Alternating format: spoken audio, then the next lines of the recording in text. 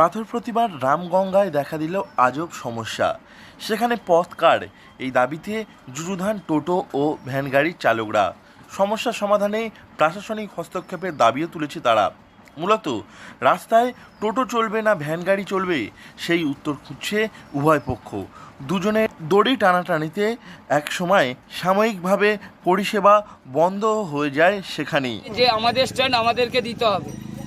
আগের কারের কথা বিডিও, জয়েন্ট বিডিও, সবার থানা থেকে, প্রশাসন থেকে সবাই বলেছে একই কথা, যে যাদের এই যদি হয় তাহলে আজকের 20-30 বছর ভ্যান থেকে এখন টোটো এসছে, তা আগে তো টোটো ছিল না, তাহলে আগে পরিষেবা দিয়েছে কি? ভ্যান দিয়েছে। তাহলে আজকের ভ্যান সব পার্টি আছে, কেউ টিএমসি আছে, কেউ বিজেপি আছে, কেউ এসইউসিআই আছে, কেউ আছে কংগ্রেস আছে। সমস্যা সমাধান করতে একসময় দেখা যায় নিজেদের গাড়ি ছেড়ে নৌকাতে চেপে টোটো ও ভ্যান চালকরা সমস্যা সমাধানের জন্য নদীর অপর প্রান্তে যাচ্ছেন। অদ্ভুত এই দৃশ্যের সাক্ষী থাকলেও পাথর প্রতিমার বাসিন্দারা। রামগঙ্গাতে যেখানে এই সমস্যা হচ্ছিল, তার অপরদিকে নদীর অপর প্রান্তে রয়েছে বিডিও অফিস, থানাসহ আরও অন্যান্য অফিস।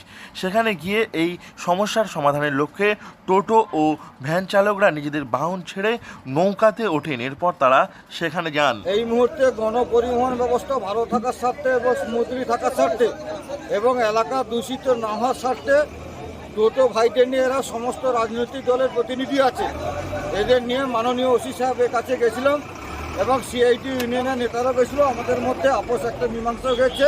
আগামী দিনে আমরা ভ্রাতৃত্ববোধ বজায় রেখে আগামী দিনে সুস্থ সুন্দরভাবে রামগঙ্গার পরিষেবা দেব। এই সমস্যা নিয়ে ভক্তিপদ মান্না নামের ভ্যানগাড়ি ইউনিয়নের এক সদস্য বলেন, দীর্ঘদিন ধরে তারা পরিষেবা দিচ্ছেন সাধারণ মানুষজনের। যখন টোটো ছিল না তখন তারাই পরিষেবা দিয়েছেন এলাকায়। এখন তাহলে কেন সমস্যা হচ্ছে? তাদের সদস্যদের মধ্যে সব দলের সমর্থকরা রয়েছে বলে জানিয়েছেন তিনি।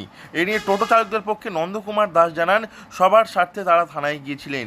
নিজেদের মধ্যে যে সমস্ত সমস্যা ছিল তা মিটিয়ে নেওয়া হয়েছে।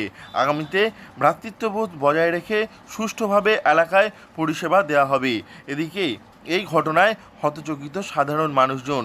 তারা পথে কে চলবে, এই দাবিতে আন্দোলন আগে দেখেনি বলে জানিয়েছেন।